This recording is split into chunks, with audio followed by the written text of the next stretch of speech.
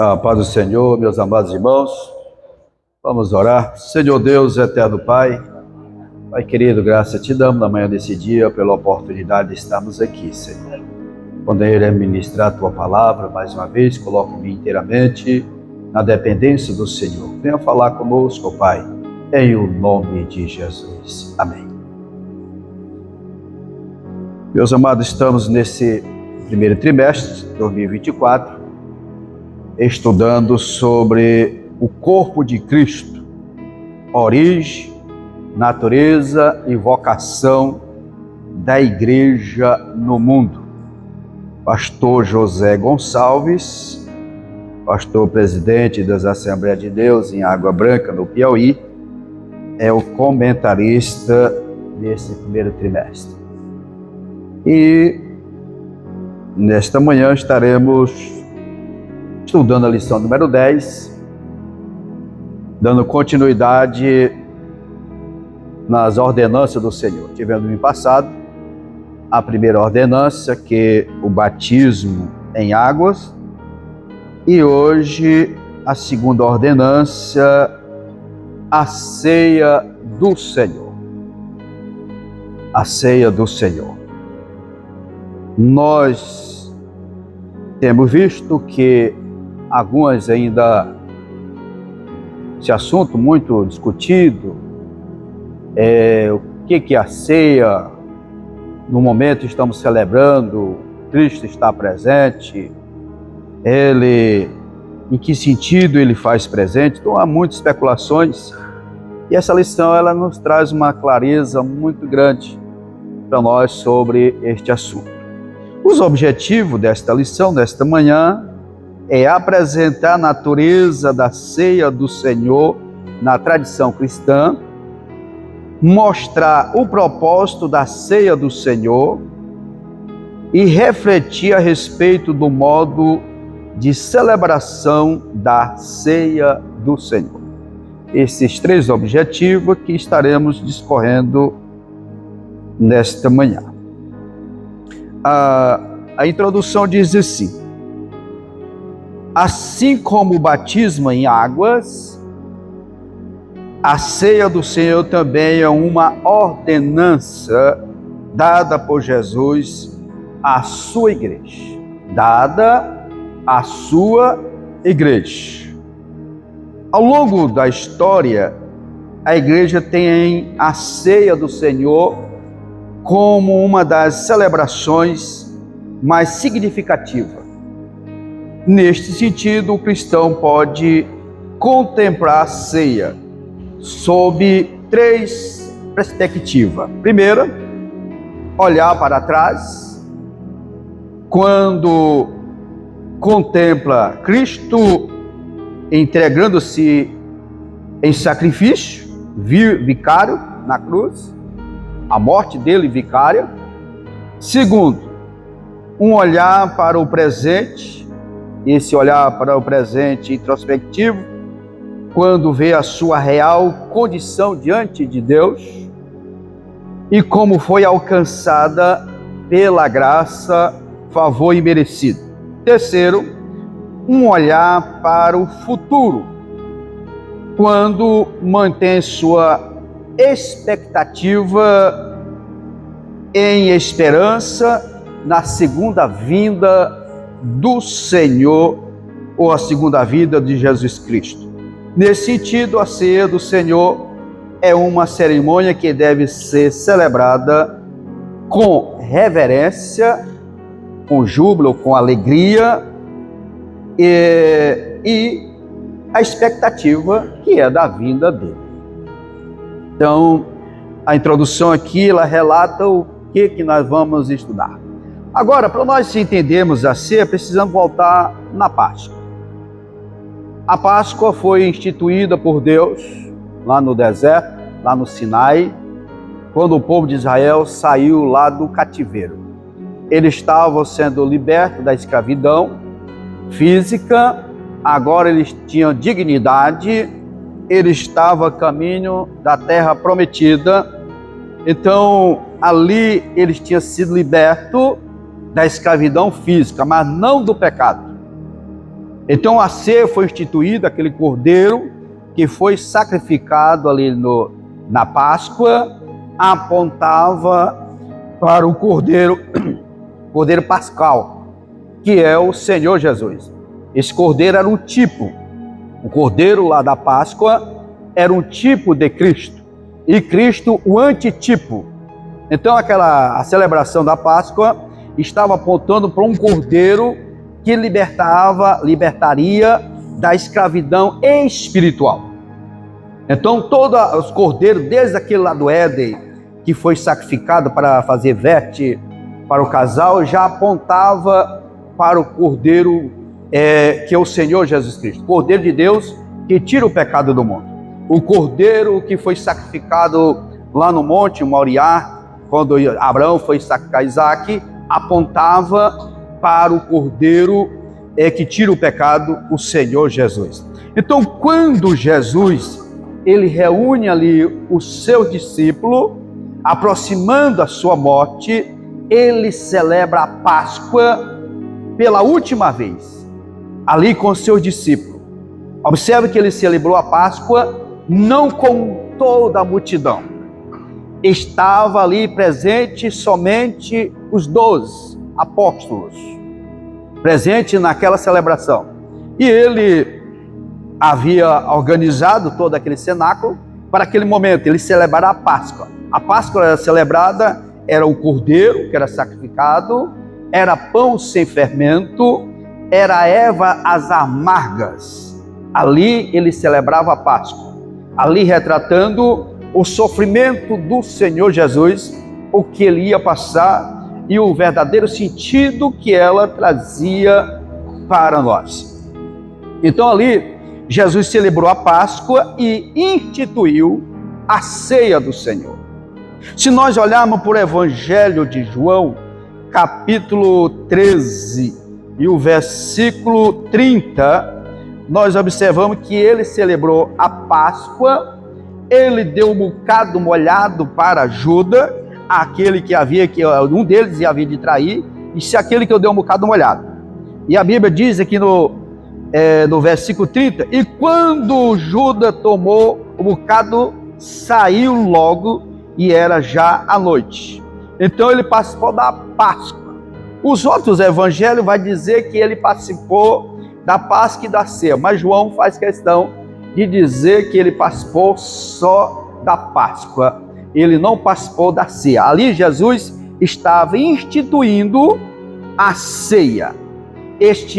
Para deixar um memorial, para deixar uma lembrança, para nós não esquecermos daquilo que ele iria fazer por nós, que ele ia entregar a sua vida sacrificial para que nós pudéssemos alcançar a misericórdia.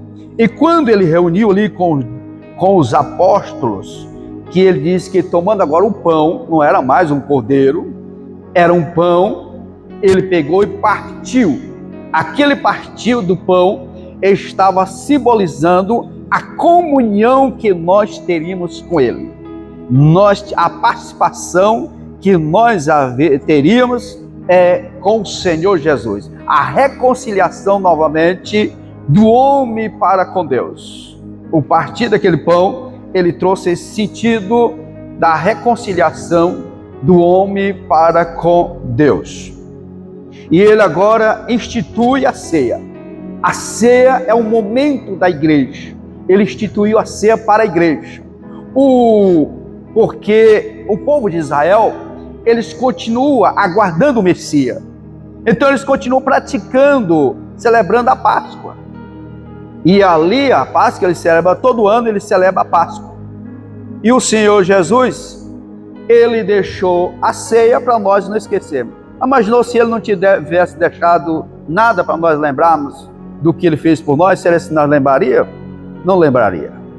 Mas ele deixou, foi para nós não esquecermos. Todo mês nós lembramos do que ele fez por nós. Alguém pode perguntar, pastor, mas a ceia, ela é celebrada, obrigado, ser todo mês, ou poderia ser de ano em ano, como algumas denominações celebram, de ano em ano, outros celebram semanalmente. A Bíblia não instituiu o tempo que nós deveríamos celebrar a ceia. Mas se nós irmos aqui em Apocalipse, capítulo 22 de Apocalipse, nós vamos encontrar uns versículos aqui que muitos fazem essa aplicação da ceia. Capítulo 22, versículo 1 diz assim: E mostrou-me o rio puro da água da vida, claro como cristal, que procedia do trono de Deus e do Cordeiro, e no meio da sua praça, e de uma e de outra banda o rio, estava a árvore da vida, que produz 12 frutos, dando seu fruto de mês em mês. Aqui alguns fazem essa aplicação, que para nós avaliarmos como nós precisamos ser frutíferos, se todo mês nós estamos dando fruto, se nós estamos frutificando. Se estamos frutificando, nós celebramos a vitória. Às vezes, quando a pessoa comete um deslize, um erro, e ele não participa da ceia, fica reprovado como ele não estivesse frutificando. E a Bíblia diz lá em João 15:16 que nós temos que frutificar. O Senhor nos chamou para nós produzirmos frutos. E se estamos produzindo frutos, nós podemos celebrar a nossa vitória em Cristo Jesus. A ceia, nós vamos ver aqui o primeiro ponto, que diz: a natureza da ceia do Senhor na tradição cristã. Quando se fala em tradição cristã, ela abrange todas as denominações que têm o alvo o Senhor Jesus Cristo. Agora, observamos quais são essas tradições, quais são essas denominações que estão imbuídas nessa tradição cristã. E a primeira aqui diz na tradição romana. Primeiro subponto. Para a igreja romana, os romanismos, eles compreendiam que a ceia do Senhor, ela, quando o padre lhe apresentava aquela hóstia, ali ele estava transformando ela estava se tornando literalmente o corpo e o sangue do Senhor. Eles afirmaram esse dogma no ano 1400 depois de Cristo.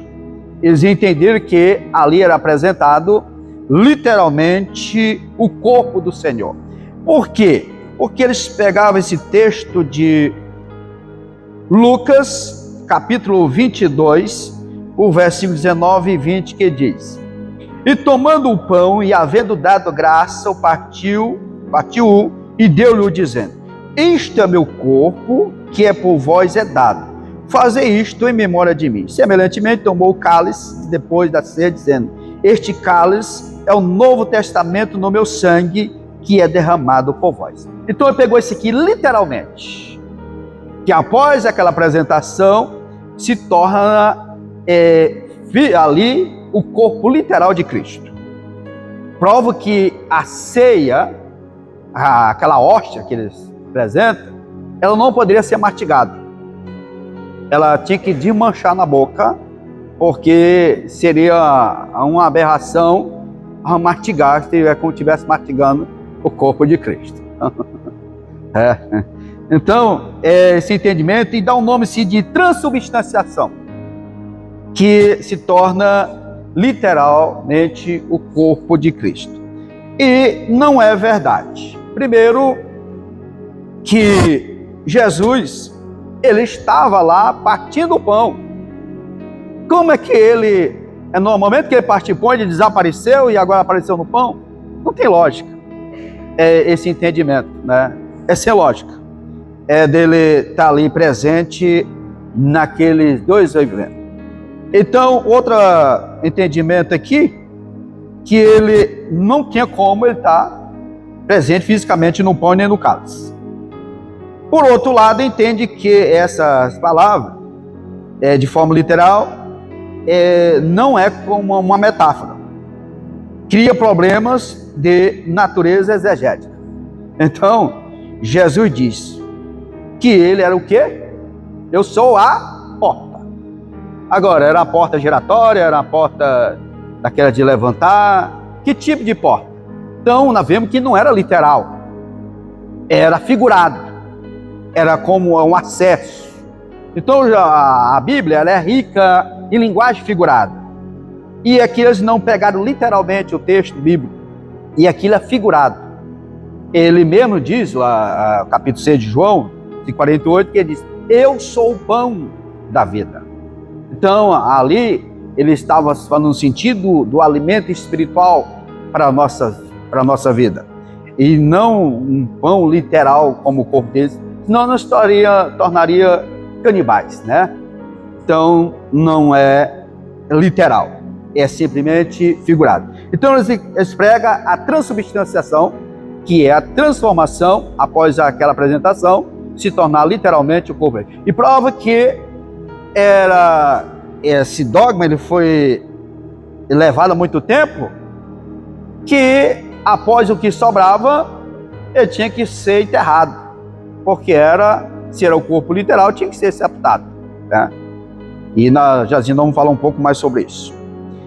Essa é a primeira corrente de entendimento, que era a transubstanciação dos romanos. Agora vamos para a tradição luterana, que é de Martinho Lutero. Martinho Lutero, ele foi reformista, protestante, só que ele trouxe ainda algumas coisas do catolicismo. Ele disse que não concordava que se tornasse literalmente o corpo de Cristo. E o que ele fez? Ele disse, não, o sangue não vai se tornar literalmente. Mas ele pode estar presente, ele não pode estar presente literalmente, mas ele pode estar presente no pão e no vinho. Ou seja, aquela velha oração que a gente ouviu muitas, que dizia assim, transforma do material para o espiritual. Alguém ouviu isso? Essa oração? Na ceia? Se tornava do material para o espiritual.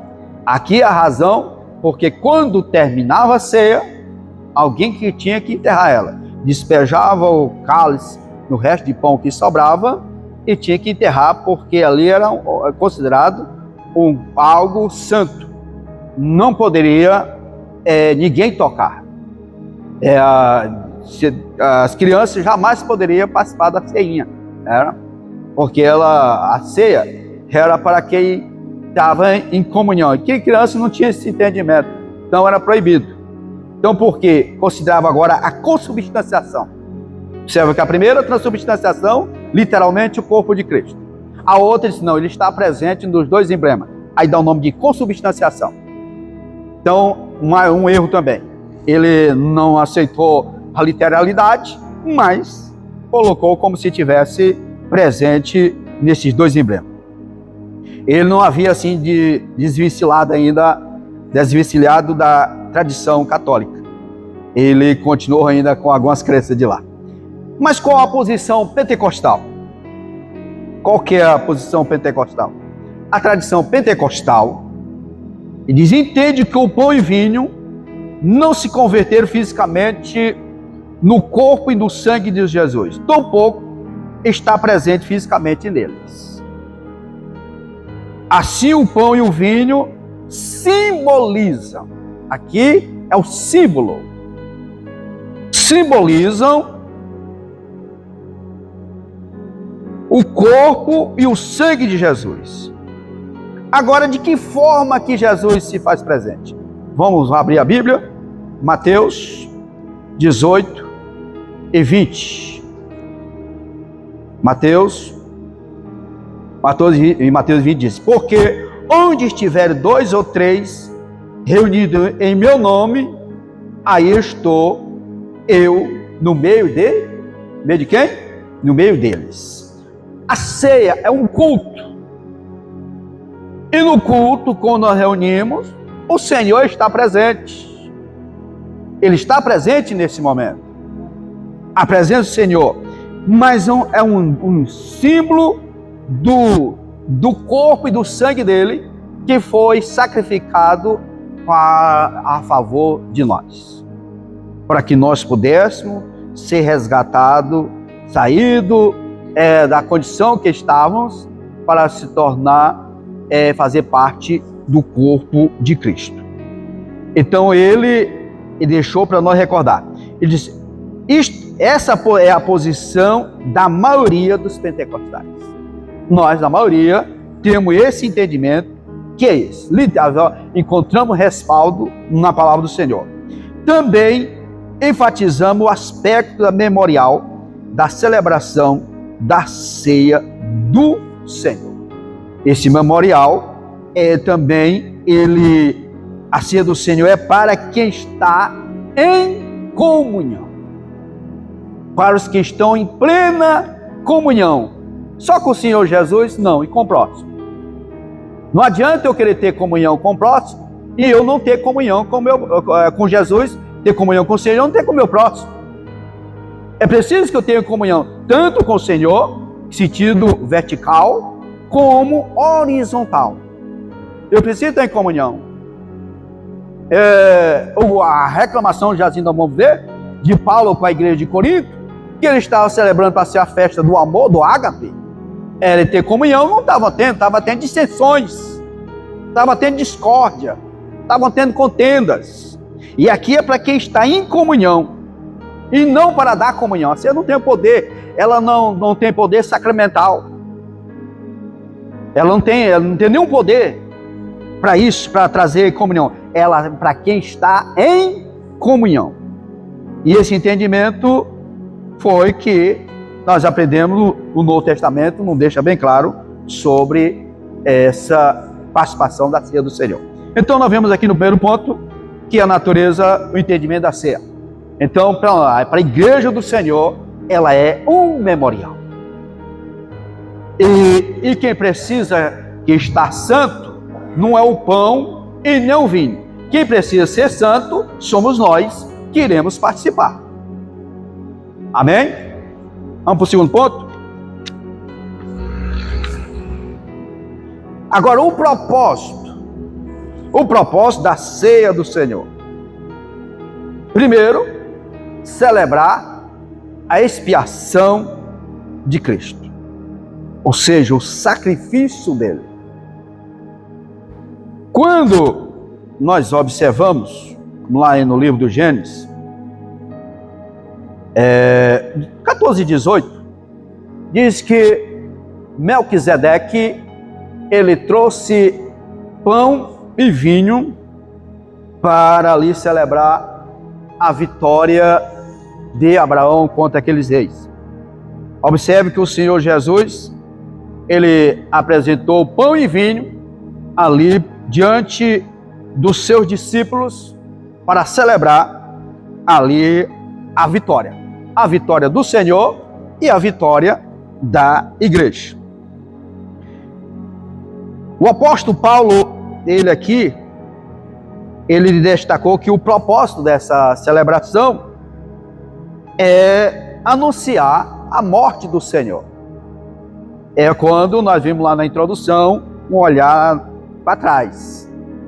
É um olhar do que o Senhor fez lá no Calvário, apontando que o Senhor ele foi sacrificado lá no Calvário.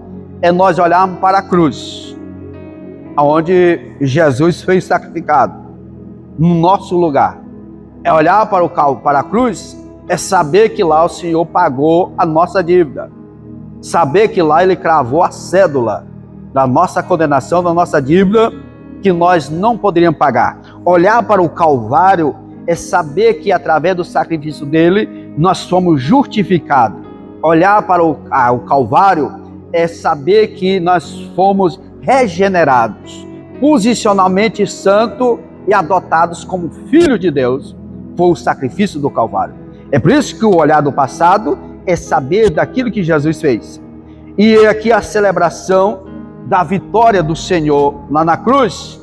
Ele venceu o pecado, que o homem não podia por si mesmo alcançar essa libertação, ele não poderia conquistar a salvação por ele mesmo, foi preciso um justo, um cordeiro sem mácula, um cordeiro sem defeito, entregar sua vida por nós. Então, para vencer o pecado, a morte e o diabo. Ele vê a vitória sobre o pecado, a morte, porque ele ressuscitou, e o plano do inimigo, ele venceu, porque o sangue do Senhor Jesus Cristo, ali derramado, ele venceu e veio a condenação eterna do inimigo. Intermédio da morte de Cristo, ali na cruz, foi o que eu falei, que nós fomos justificados diante do Senhor. Nós fomos reconciliados. Observe que quando, lá de João 19:30, quando Jesus deu o brado que estava consumado, o véu se rasgou de cima a baixo. Ali a separação que havia entre Deus e o homem, ela foi lançada por terra. E então agora o homem passou a ter comunhão. Fomos agora reconciliados com o Senhor. Se nós olharmos para uma metáfora interessante, observe que Jesus estava crucificado. É como se numa mão segurando a mão de Deus e a outra segurando a nossa mão, novamente reconciliando o homem para com Deus.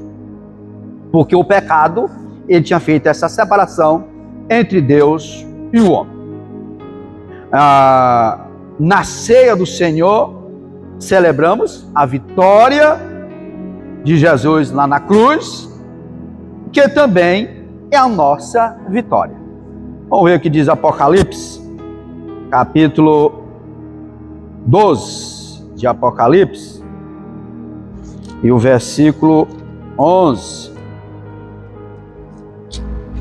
12:11, onde diz: e eles o venceram pelo sangue do Cordeiro e pela palavra do seu testemunho, e não amaram a sua vida até a morte. Ou seja, não tiveram a vida também como preciosa. Preferiram que fosse sacrificado, sofresse, mas valorizando o sacrifício do Senhor Jesus Cristo. Então, o primeiro ponto fala a celebração, olhando para o passado, o que Jesus, ele fez por nós. Segundo, ele coloca aqui, proclamar a segunda vinda.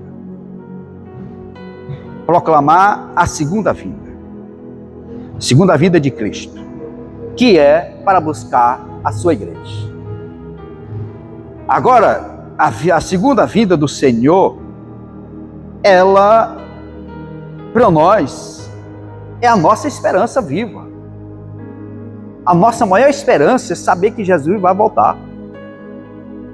A ceia, toda a ceia que nós participamos, nós estamos dizendo que Ele vai voltar. Nós estamos pregando que Ele fez a promessa de vir buscar a sua igreja. Essa esperança é latente nos nossos corações. Por isso que a ceia não é um momento comum, é algo sublime. É denominada a maior festa da alma salva, é a ceia. Porque aqui estamos celebrando algo que nós não éramos dignos. Jazinho não falava sobre isso. Mas o Senhor, através do sacrifício dele, nós tivemos essa oportunidade. Hoje a igreja do Senhor, ela desfruta dessa comunhão com o Senhor. De saber que nós estamos, por mais difícil que seja a vida aqui nessa baixa terra, nós temos uma esperança de que um dia estaremos com o Senhor num corpo glorioso, que não haverá mais dor, não haverá mais tristeza, não haverá mais sofrimento, e para sempre. Analisa o que é essa palavra para sempre, ela não tem princípio nem de começo e nem de fim, é para sempre. Então, anunciar a vinda do Senhor é algo e nós temos que ter muito cuidado de nós não nos apegarmos a este mundo. Tem muitas pessoas que estão apegadas a este mundo, tão apegado que preferem os deleites do mundo de que todo mês celebrar a comunhão em Cristo Jesus. Apegado a este mundo de tal maneira que as coisas do mundo é a prioridade para a vida dele. Os momentos passageiros, momentos efêmeros, Para ele é prioridade do que celebrar a comunhão com o Senhor. Porque estão amando o que está acontecendo no mundo, deixando que a natureza adâmica, a natureza carnal, ela tenha esse apego às coisas do mundo. E aqui anunciando a volta do Senhor para buscar a sua igreja. Ao contemplar o retorno de Cristo, a igreja lembra que é peregrina nesta terra e a sua pátria não é aqui. Filipenses diz que a nossa pátria não é aqui, nossa pátria é no céu. Nós estamos tendo uma dupla cidadania, cidadania terrena, estamos aqui, somos patriotas, mas tem uma pátria celestial. Agora é interessante que quem deve influenciar na nossa vida não é a terrena, é a pátria celestial. É da nossa a natureza divina que tem que influenciar na nossa natureza adâmica. Porque quando a natureza terrena influencia na natureza divina, é que eu falei, a pessoa se apega mais aos deleites da carne do que cuidar da vida espiritual. Mas quando a natureza, a pátria divina, ela influencia em nós, nós temos saudade do céu. Nós temos o desejo de um dia estar com o Senhor. Os jovens, pastor, eu nem casei ainda. O senhor está falando de arrebatamento. Está falando da vinda de Jesus. O que Jesus tem reservado para nós não tem comparação. É algo que não tem como... Paulo diz que não tem como descrever, descritivo, o que ele tem separado para nós. Então, nossa pátria ela é celestial. Então, nós proclamamos o que ele fez e a promessa que ele fez para nós. Para a perspectiva do futuro, que ele vem para buscar a sua igreja. E a celebração, e celebrar a comunhão cristã. Isso aqui é o presente. Isso aqui é celebrar como que nós estamos. Foi o que levou o apóstolo Paulo repreender, escrever essa carta, o capítulo 11, da primeira carta aos Coríntios. Ele, a princípio, ele disse que louvava ele por algumas coisas. Mas quando chega no versículo 17, ele diz, olha, o que vocês estão fazendo, eu não louvo. Eu não aprovo. Vocês não estão reunindo para melhor. Vocês estão reunindo para pior. Porque em vez de vocês celebrar a festa do amor, a festa da comunhão, vocês estão celebrando, como seja, farra, comilança, vocês estão dissensões. Aquele que tinha mais levava seus banquetes, e o que não tinha ficava olhando eles celebrar, e em vez de ter uma comunhão, estava tendo uma discórdia. Eles estavam deixando o clima fraterno e de comunhão deixar de existir, não estava tendo, porque estava tendo dissensões. A pessoa embriagada, ele perdeu o equilíbrio, ele perdeu a sobriedade. E assim que estava acontecendo. Os banquetes, e quando chegava, estava todo mundo embriagado. Aí Paulo disse, que é bom para a gente saber quem é quem. Saber quem realmente tem comunhão e quem não tem. Tem coisas que acontecem, às vezes tem situações que levantam no meio da igreja, você vai saber quem é, quem e quem não é. E aqui Paulo disse, agora vamos saber quem realmente tem compromisso. E ele repreendeu. Vocês querem banquetear? Você não tem casa não? Vai com o banquete na casa de vocês. Mas para celebrar a comunhão, é preciso que esteja em plena comunhão. É celebrar o corpo de Cristo. É o sacrifício dele. Que comemoração é essa, o sacrifício de Cristo? Dessa maneira, Paulo repreendeu os coríntios por isso. Não estava havendo a comunhão. E aqui diz, não esperava pelos outros para celebrar a ceia do Senhor. Quando há espírito de divisão, litígios, intrigas entre os crentes, a celebração da ceia do Senhor perde todo o seu sentido. Celebrando o quê? se o irmão não fala com o outro? Celebrando o quê? Se o outro está com o coração cheio de raiva, de ódio do outro. Não tem como celebrar a comunhão. Porque a comunhão é com todo. Eu vou lá na rua, falo o que quero para os outros, e quando chega a noite estou pronto para tomar a ceia. E aí, cadê a consciência? Que a ceia é um despertar, como é que a consciência, como é que eu estou diante do Senhor? E a ceia, ela perde o sentido se não houver comunhão. Por que a igreja na ceia se alegra? Porque a igreja está no mesmo propósito, está no mesmo objetivo. Estão se alegrando na presença do Senhor, celebrando a sua vitória.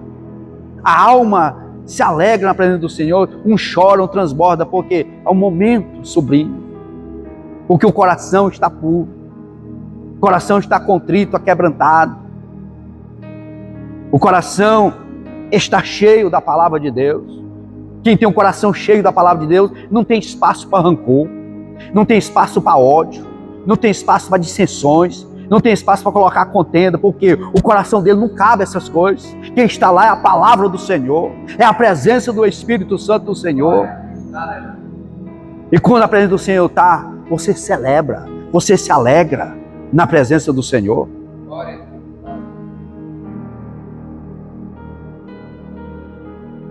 Então aqui o propósito da ceia, lembrar do sacrifício de Cristo, olhando para trás, se estamos aqui porque alguém sacrificou por nós. Olhar para o futuro, saber que Ele fez a promessa, que Ele vai voltar para buscar a sua igreja. E presente, como que nós estamos? Como é que eu estou diante da presença do Senhor? Essa é o sentido, é o propósito da ceia. Agora vamos para o último ponto, terceiro e último ponto, o modo de celebração da ceia do Senhor. E aqui diz o primeiro subponto: o que é participar indignamente? Paulo, nós vimos aqui na leitura bíblica em classe, versículo 27, diz: portanto, qualquer que come este pão ou bebe-se o cálice do Senhor indignamente será culpado do corpo e do sangue do Senhor. Não é isso? O versículo diz isso.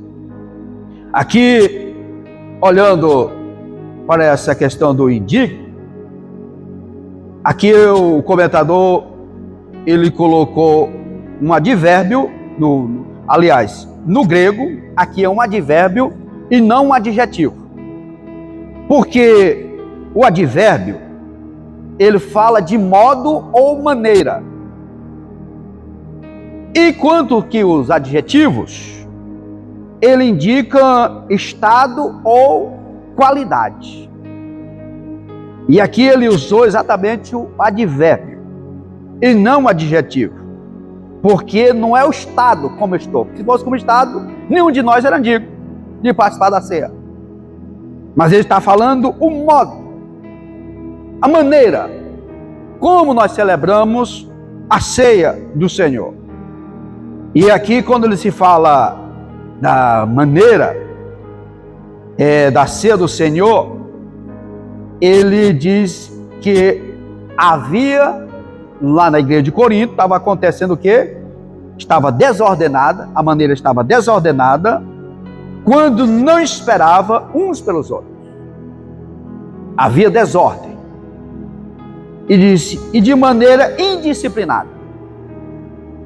E quando comia mais do que os outros, de maneira irreverente, quando se embriagava. Essa era a maneira que ele estava participando. E quando que a celebração da ceia, ela deve ser de maneira reverente. Era de maneira reverente. Agora imagina se Paulo tivesse colocado, em vez de escrito um advérbio, tivesse colocado um adjetivo. Aí indicaria o estado. E qualidade, que trazia qualidade ou natureza, né? Então ninguém poderia participar da ceia. Porque nós só participamos por causa da graça do Senhor, não por merecimento. Nós não éramos dignos, mas aprove o Senhor ter nos amado.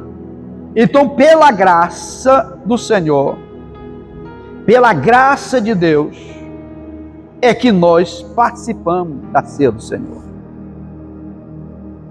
Agora, ninguém seja tentado em pensar que, pelo fato de ser um pecador alcançado pela graça, pode participar da ceia vivendo deliberadamente em pecado. Não. A ceia não é o fato de que foi pela graça, eu fui alcançado pela graça, agora eu posso participar da ceia de qualquer jeito. Não. O texto que nós lemos aqui na leitura bíblica em classe, versículo 28 diz: examine-se, pois, o homem a si mesmo, e assim coma deste pão e beba deste cálice.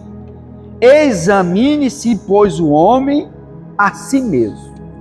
Eu não tenho o direito, e nem o Senhor me capacitou para isso, para examinar a vida de ninguém. Quem examina é a própria pessoa. É uma introspectiva. Agora, diante dessa introspectiva, a pessoa vê isso: olha, eu não estou bem. Então, se ajeite imediatamente. Diz: assim, examine-se e assim coma deste pão. A Bíblia não está dizendo para ele deixar de comer. A Bíblia não está dizendo.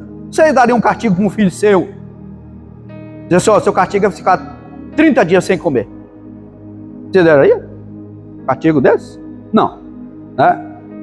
O que o Senhor está dizendo? A urgência em acertar e reconciliar. A urgência de colocar a vida no altar do Senhor. Mas tem pessoa que ele disse: olha, eu estou pronto para ir para o céu. Se a trombeta tocar, eu subo.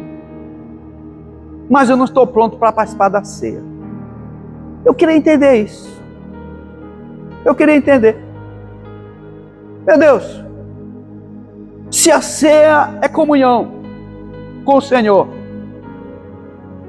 e eu agora, eu mesmo faço um auto-julgamento, que eu estou pronto para ir para o céu, mas eu não estou pronto para participar da ceia. Eu não vou participar porque eu analisei que eu estou com um probleminha com meu irmão. Meu irmão, vai lá e reconcilia com ele. Meu irmão, me perdoe. Se ele me perdoa, eu estou perdoado. Pronto, resolveu o problema. Mas aí a pessoa pega ali e analisa: não, se eu não participar da ceia, vou dizer que eu estou em pecado. Vai dizer que eu não estou bem. Aí ele está mentindo para os homens e tentando enganar Deus. E se o Jesus voltar naquele dia? Como é que fica a situação? Porque ele está preocupado com a aparência. É o que o povo vai dizer: amado, para ir para o nosso céu é tomado por esforços. Nós temos que nos esforçar para entrar nele. Não olhar o que vão dizer, não. É saber como que nós estamos na presença do Senhor. Nós temos que aprender com Davi. Davi, ele não olhou para a posição. Ele não olhou o que o povo ia dizer. Ele foi para os pés do Senhor se arrepender do pecado que ele havia cometido. Ele se arrependeu, porque o alvo dele não era a posição, o alvo dele não era como a sociedade, o alvo dele não era o que alguém ia dizer, não, o alvo dele era Deus. E o nosso alvo tem que ser o Senhor Jesus Cristo. Não perca o céu preocupado com o que alguém vai falar de você. Não perca o céu para alguém que vai dizer porque você não participou da ceia. O seu alvo é ter comunhão com o Senhor e com o próximo. E a Bíblia diz: tenha paz com todos. Diz, se possível. O se possível é sacrifício. Lá de Romanos 12, 13, se possível, tenha paz com todos. Se não me engano é o 12, é o 15, se não me engano, é o 18, o versículo 18, se possível tenha paz com todos. Ou se possível, é um esforço, ou ponto como se saísse sangue pelos poros. Então requer que nós tenhamos comunhão, paz com todos, e paz é sinônimo de comunhão. Não analise e pegue simplesmente condene, você mesmo dá uma alta disciplina. Não tem respaldo bíblico para isso. A Bíblia diz que quem confessa e deixa, alcança misericórdia. Alcança misericórdia. A celebração, ela precisa ter reverência. Eu não posso participar de qualquer jeito. Eu preciso valorizar. Quando eu pego um pedaço de pão, eu estou olhando, lembrando do que Jesus fez por mim. Ele foi crucificado, ele foi chicoteado, ele entregou a vida, derramou seu sangue por mim. Então é um momento de introspectiva e de reconhecimento pelo que ele fez por nós. Né? Eu participar da ceia, se tiver oportunidade também, não estou nem aí, não. Outra vez eu participo. Você não está valorizando o sacrifício do Senhor Jesus.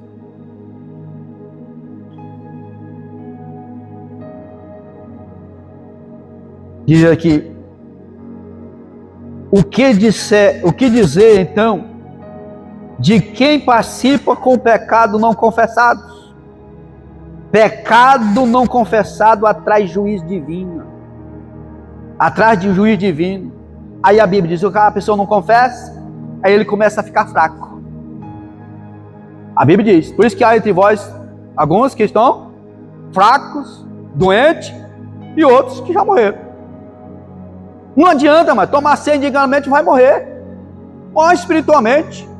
E que Deus tenha misericórdia de não morrer fisicamente, que aí perde tudo. Isso fraqueia, ele começa a ficar fraco. Esse mês, não sei se eu vou ser esse mês, eu não sei outro mês, esse mês também não vou não. Aí começa. Por quê? Senhor, preocupado com o que o povo ia dizer, com a aparência. Mas, diante de Deus, precisamos estar em primeira comunhão com Ele e com o próximo. E aqui ele diz, aí ele enfraquece, ele fica doente e até que morre. E a Bíblia nos adverte que a ceia é aqui a celebrar, reconhecendo o sacrifício do Senhor, a valorização, de que maneira estamos ceando, estamos certo, dignamente, estamos a maneira, se é com reverência, se é com valorização, se é com honra, se é com reconhecimento que Jesus fez por nós. E por último, a celebração, ela é efetiva. Até porque nós estamos celebrando a morte e a ressurreição de Jesus, e não funeral. Não estamos no velório. A ceia não é um velório. A ceia é uma celebração. É o momento sublime para nós. Você imaginou o que é isso? Você no final do mês, no início do mês, primeiro domingo do mês, como é costume nós estamos aqui nos alegrando para o Senhor, celebrando mais um mês nós vencemos o pecado, mais um mês nós vencemos as invertidas do inimigo, mais um mês o Senhor nos deu da sua graça e nós vencemos. Você sabe o que é isso? E saber o que isso nos proporciona, essa comunhão com o Senhor, de fazer diferença na sociedade em que nós vivemos. Não somos melhores, mas nós somos diferentes. É um momento especial. É um momento de regozijo mesmo. Estamos aqui cercando a mesa do Senhor. Deve, portanto, ser uma celebração reverente, contudo festiva. Nosso Redentor vive. É saber que Ele está vivo, que Ele está assentado à destra do Pai intercedendo por nós. Ele é vivo e por isso devemos demonstrar isso na celebração da ceia do Senhor. Nela, portanto, deve haver um ambiente de reverência. É por isso que o sábio Salomão, escrevendo Eclesiastes capítulo 5, se guarda o teu pé quando entrares na casa do Senhor. O bloquezinho fica lá fora, né? O celular também ele é desligado no momento da ceia. A compra e a venda do gado, peixe, também deixa para depois. É um momento de nós adentrarmos a presença do Senhor. É um momento de reverência.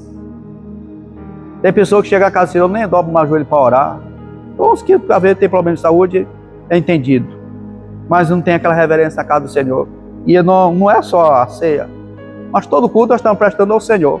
O mesmo Senhor que está presente na ceia está presente nos demais cultos. Aonde diz que é a reverência. Haver um ambiente de reverência e ao mesmo tempo um ambiente de alegria.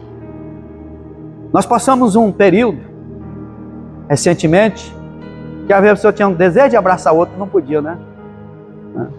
Não podia celebrar a comunhão. Ô, meu irmão, quanto tempo que eu não te vejo? Estava com saudade. Alguém que está vendo, às vezes estava enfermo, ele foi curado, o Senhor curou ele. Aquela alegria de ver aquele irmão na casa do Senhor. Aquele irmão que estava viajando e chegou, foi bem de viagem. Essa comunhão, mas às vezes não sei se aqui está acontecendo isso, mas tem irmão que o porteiro está lá, ele passa lá, não dá nem a paz do Senhor, nem cumprimenta o irmão. Que comunhão é essa? Que unidade é essa? Não dá a paz do Senhor. Dê a paz do Senhor. Hoje nós temos liberdade de abraçar novamente, de se alegrar com o irmão, com a presença dele. Chegar alguém de fora que vem de outra denominação, de outra cidade, chegar e se sentir bem no nosso meio. Aquela comunicação, cumprimentar ele, para ele se sentir em casa. O novo convertido. Ele chegar, ele ser abraçado, ele ser amado, para que o amor aqui da igreja seja maior do que os amigos lá de fora. Ele se sentir bem na casa do Senhor. Aí ele passa pelo outro, não dá nem a paz do Senhor. A igreja aqui, esse templo onde nós reunimos, é lugar de confraternização, é lugar de nós celebrarmos. Quanto, meus amados, que a ver gostaria de estar na casa do Senhor, congregar hoje, por impossibilidade de uma enfermidade, outros nos hospitais que estão lá respirando através de aparelho. E nós estamos aqui, é uma vitória muito grande, mano. Ouvi um dia desse uma irmã disse: pastor, eu não tenho condição de mais de ir na igreja, quando alguém não tem que me leve, mas eu digo, a senhora tem uma folha de trabalho prestada na casa do Senhor. E quando a senhora pôde ir, a senhora estava lá. Você estava presente na casa do Senhor. E Deus entende isso aí. Nós precisamos valorizar mais estarmos juntos. Nós temos mais desejo de estarmos reunidos para celebrar a nossa vitória em Cristo Jesus. Para nós concluirmos. Nesta lição, sob diferentes perspectivas, vimos alguns aspectos que revelam o sentido e propósito da ceia do Senhor. Não é um sacramento, como eu falei a princípio, que de forma mágica concede graça aos que dela participam, nem tampouco uma vacina para dar comunhão quem não tem comunhão.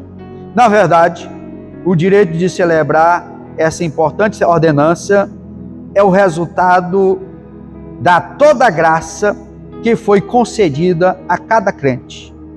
É necessário ter esse discernimento. Discernir é valorizar, é reconhecer o que o Senhor fez por nós. Quando se participa desse rito cristão, trata, pois, de um ato que não pode ser celebrado de qualquer jeito ou maneira, nem tampouco por quem vive deliberadamente em pecado. Então a ceia é uma ordenança, é um momento sublime, é um momento de reflexão, de reconhecimento, de valorização por aquilo que Jesus fez por nós.